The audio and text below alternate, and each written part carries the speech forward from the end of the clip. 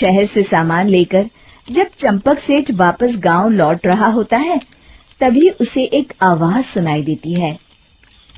चंपक जी, ओ चंपक जी। अरे, ये तो कोई मेरा नाम लेकर मुझे पुकार रहा है। फिर उस रास्ते में वही औरत खड़ी दिखाई देती है। फिर क्या था, हरिया की तरह चंपक सेठ भी उस औरत के पास अपनी बैलगाड़ी लेकर जाता है और वो भी उसकी चिकनी चुपड़ी बातों के मुंह जाल में फंस जाता है। फिर चुड़ैल उसे भी अपनी गुफा तक ले जाती है और उसका सारा सामान लेकर गुफा में गायब हो जाती है।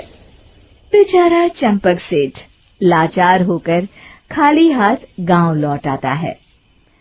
फिर ये उस जंगल में रोज की बात हो जाती है। जो कोई भी शहर से कुछ लेकर गांव की तरफ लौटता, वो चुड़ैल उसे बेवकूफ बनाकर उसका सारा सामान लेकर गुफा में गायब हो जाती। एक दिन हरिया एक लकड़हारे को उसी जंगल की तरफ जाते हुए देखता है।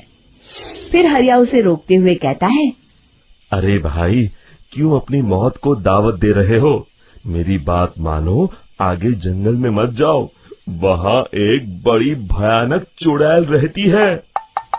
लकड़हारा हरिया की बातों को नजरअंदाज करते हुए कहता है, अरे भाई, मुझे पहले ही बहुत देर हो चुकी है, मुझे जाने दो भाई। शाम तक लकड़ियाँ काट कर शहर के बाजार में बेचना है। तुम अपनी ये कहानी किसी फुर्सत में बैठे इंसान को सुनाओ, मैं तो चला। इतना कहकर लकड़हारा वहाँ से आगे जंगल की तरफ चला जाता है।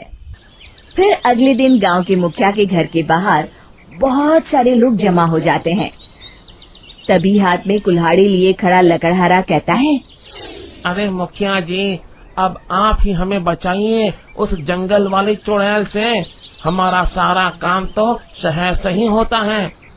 अरे मुखिया जी, उस चुड़ैल की वजह से तो मैं पूरी तरह बर्बाद हो गया हूँ। हम सबको मिलकर उस चुड़ैल का कोई इलाज करना पड़ेगा। तभी भीड़ में खड़ा वीरा कहता है, आप लोग चिंता मत करिए, कल से वो चुड़ैल किसी को नहीं लूट पाएगी। मेरे पास एक बहुत अच्छी तरकीब है। तभी चंपक सेठ उसका मजाक उड़ाते हुए कहता है, अरे तेरा नाम वीरा है तो क्या हुआ? तूने अभी उस चुड़ैल को देखा नहीं है? जाकर अपना काम कर, बड़ा आया।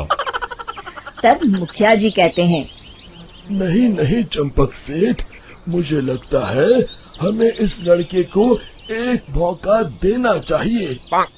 फिर सभी गांव वाले मुखिया जी की बातों से सहमत हो जाते हैं और वीरा शाम को एक बैलगाड़ी में कुछ सामान लादकर उस जंगल की ओर चल देता है।